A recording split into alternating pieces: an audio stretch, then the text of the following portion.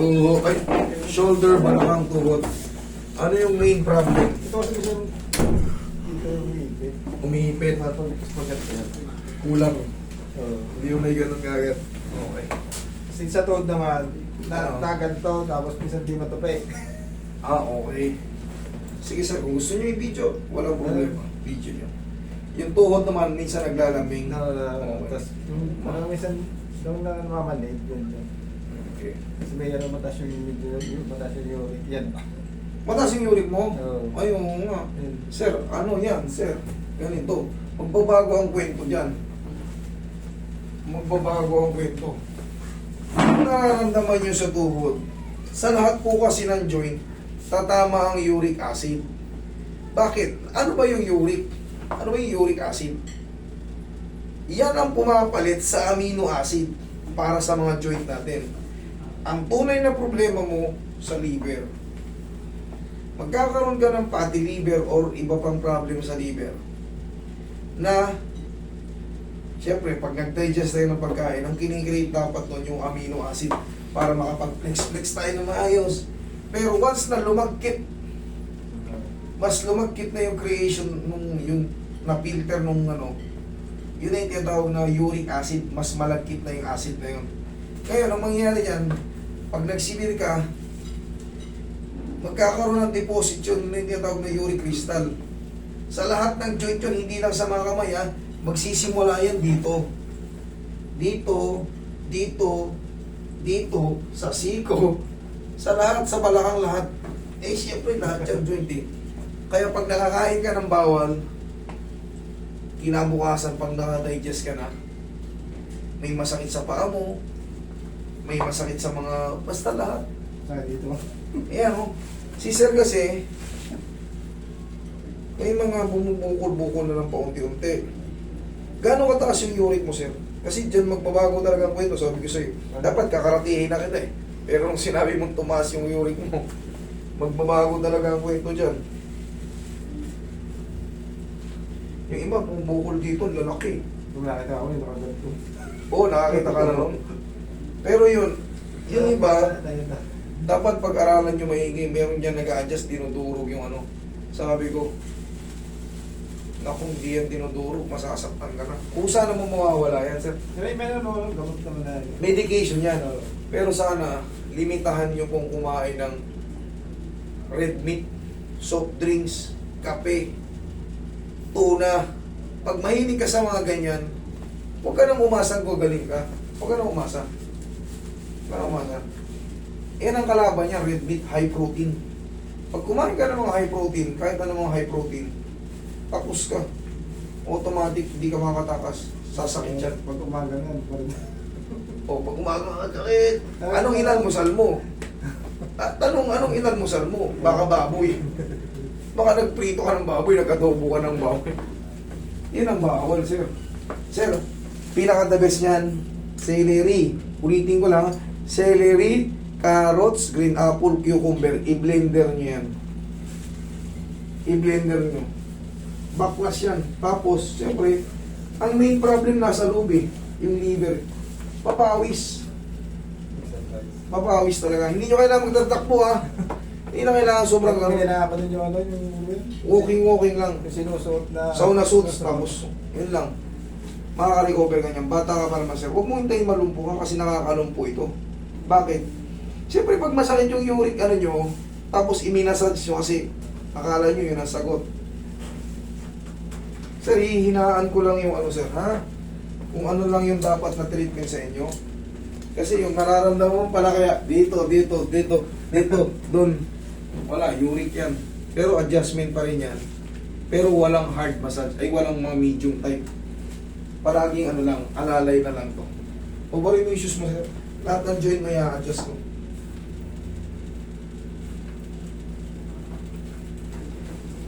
Kailan ka pa na-diagnose pataas ang uric mo? Gano'ng kataas yung uric mo? Mababalik siya, hindi naman gano'ng kataasan. Gano'n? Mas na... Nakalimutan ko, Hindi mo nadala. Pero sinabi sa'yo ng doktor yun. Ah. Sige, higa ka. Kasi pangalawang ako na, ano ko na yun doon eh. Palawang check-up mo na yung sinabi namin sa'yo nung una. Yung una, Tapos pinabla ko ng 3 months. Oh, kasi akala nila makakapag-diet ka, mawawala. Pero Okay. bumaba na siya ng mga. Bumaba na. Pero lagpas pa rin siya dun sa minimum nung. Okay. Pero yun nga sir, kaya nga nasabi ko, ang daming bawal yan. Kailangan talaga tiisin mo muna. Ito. Para sa mamanid.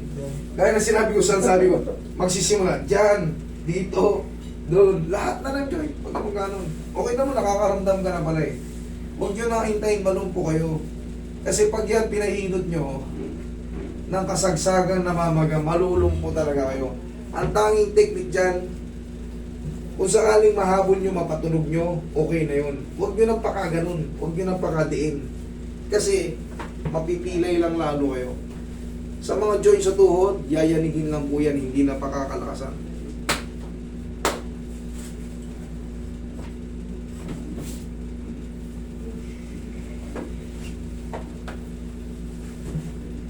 Sa susunod sir, dalhin nyo yung ano nyo. Baka may iba pang epekto yun. Pag mataas ang uric natin, maaaring marami pang iba dyan. Tumataas din ba cholesterol mo? Hindi naman. Cholesterol. Yan. May ano ako, dalawang gamot. Sir, ang sagot yun talagang papawis lang. Medyo baka nakakalimutan na natin mga walking. Consistent lang yun. 3 buwan lang yun, consistent ka nagpapawis. Malaya ka na ulit. Ilang taon ka na? 45. O bata pa, huwag nyo hintayin yung malumpo kayo. Lagi. Kami mga daliri mo, medyo may mga, alam mo yung joint parang palalaki na. Yung iba nakita mo na eh. Di ba? Parang android yung kamay. Hindi, ano talaga ito. Oo, huwag nyo hintayin yun. Huwag nyo hintayin. Ganun din ang mangyayari sa'yo, sir. Ganun din. Once na kain ka na kain, ano bang paboritong pagkain nito? Ano, baboy. Baboy, no? Bawal yan eh. Red meat, bawal. Palit ka muna, mga isda-isda ka muna, gulay. Kasi sir, unti-unti kang pahihirapan yan. Habang hindi ka pa ganong malala, agapan mo na. Okay na pa. Susunod, magugulat ka, hindi ka makatayo. Gili-gili lang ako. Bukod sa baboy, kumakain ba si sir ng mga ano? Ha? Isaw. Isaw. Ayan, laman loob. Alam mo pala yung bawal eh. Ba't kaya ka nakain? Mga laman loob. Ha? Makulit. Ulit. Yung mga laman loob, lalo yung mga papaitan. Taas ng uric yan. Tsaga-tsaga muna tayo. Ilang ano lang naman yan, 3 buwan. Pero pwede ka rin naman pumitik-pitik. Pero syempre kailangan na papawisan tayo. Kailangan para matunaw yung ano natin yan, yung fatty liver. Kasi yun yung pinakamagaan na sakit sa liver, fatty liver. Mahirap yan pagka nagkaroon tayo ng liver cirrhosis. Paalisin soup muna. Saan? Makinig ka kay Doc Atoy. Para alam niyo yung, ano, yung pinapaliwanag ko, makinig kayo sa mga doktor na nag-explain about uric. Kung anong bawal sa uric. Kailangan magkaroon na kayo ng knowledge yan kasi mahirap kalaban to. Ang daming bawal nito. Okay. Malambot lang ang masalsuit. Sobrang daming bawal. Kala mo nilimitahan. Kala mo binawalan ka ng kumain. Pero marami namang goods na pagkain. Daming bawal. Eh yun kasi yung mga pagbabawal yung mga araw-araw natin kinakain. Baboy, manok, baka, laman loob, mga isaw-isaw dyan sa kanto, tulingan, tambakol, tuna. Kung ano yung masarap, yun ang ibabawal sa'yo. Pero kailangan eh. Pwede naman tumikim, pero kailangan mas marami yung limitahan. Pagka nagkabukol ka na ng malaki dito, sir, matakot ka na. Susunod yan, hindi mo tupi yung mga joint mo.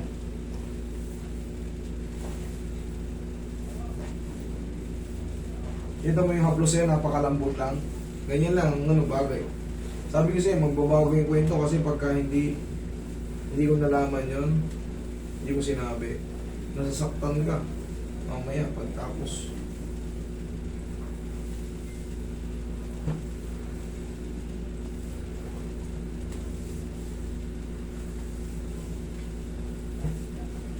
Pwede siyang himasin, pero ano lang, banayad, haplos lang ng pagmamahal.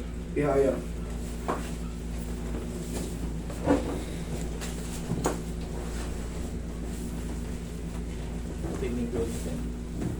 Pinakamalakas na gamot talaga dyan, celery, sir. Kaya mo bang kumain ng celery? Kung nagkaroon ako dati nun. Yan, celery. Celery, cucumber, green apple, carrots. Pinaka the best. Yan ang gagawin mong juicer. Inhale. Exhale. Check ka lang muna kung tatayo ka.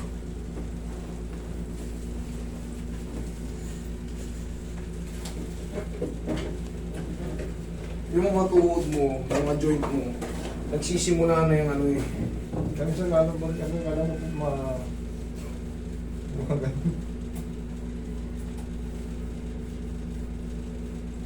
Ganun kasi parang Basta lahat ng joint, apektado yan. Nawala ka sa akin, lahat ng joint, apektado yan. Walang takas yan. Magsisimula yan sa paa, hanggang sa mga paakyat. pagising sa umaga, Kunyari, kumain ka sa gabi, adobo nyo, ulam, adobong baboy. Siyempre, hindi kagad tatama yun. Magdadigest pa yan eh. Ida-digest pa ng katawan mo yan.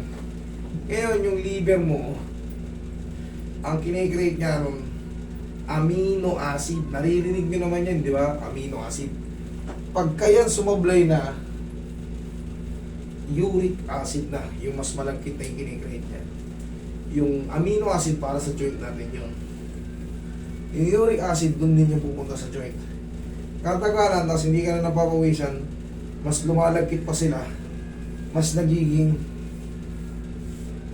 nagbi-build up. magiging kristal. Yun, uric crystal yung katagal-tagalan. Yun na yung mapapansin mo. Bukol-bukol na yung daliri mo, yung tuhod mo. Hindi basta-basta mapapansin sa tuhod, sa siko. Sa daliri, yan, kitang-kita yan. Kitang-kita yan.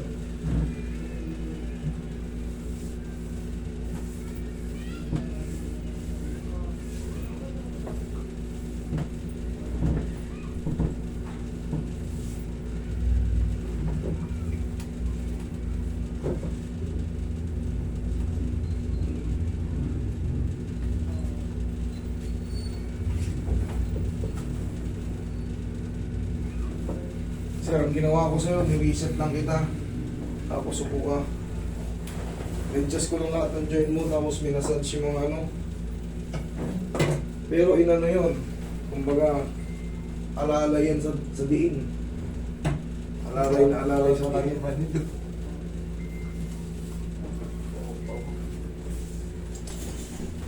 Diyan yung nagsimula, sir. Kaya nang sabi ko sa'yo, tinuro ko sa'yo, dyan yan. Ako, siya bibigay sa akin yung doktor. Pero yan, medication yan. Hindi talaga uubre nga dyan.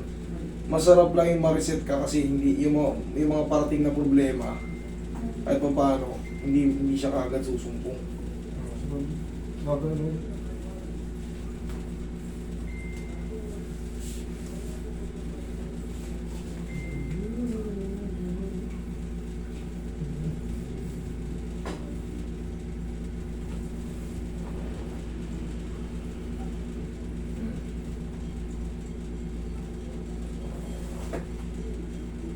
Kaya? Hindi. Sakit doon pag gano'n. Yan. 1, 2, 3.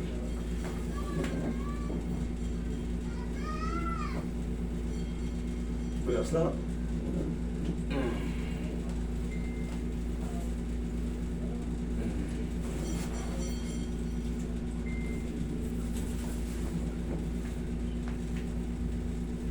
Babalikan natin.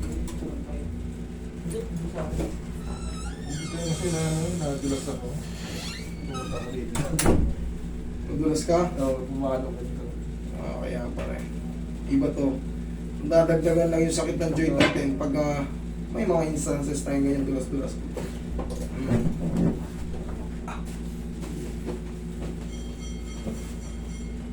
Kaya? Nasakit.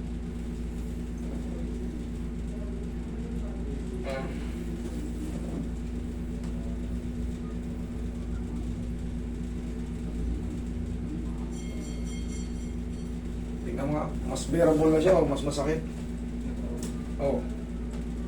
Kaya pag ano ko, di mo. O ngayon, Gawa, ganun, nawala yan.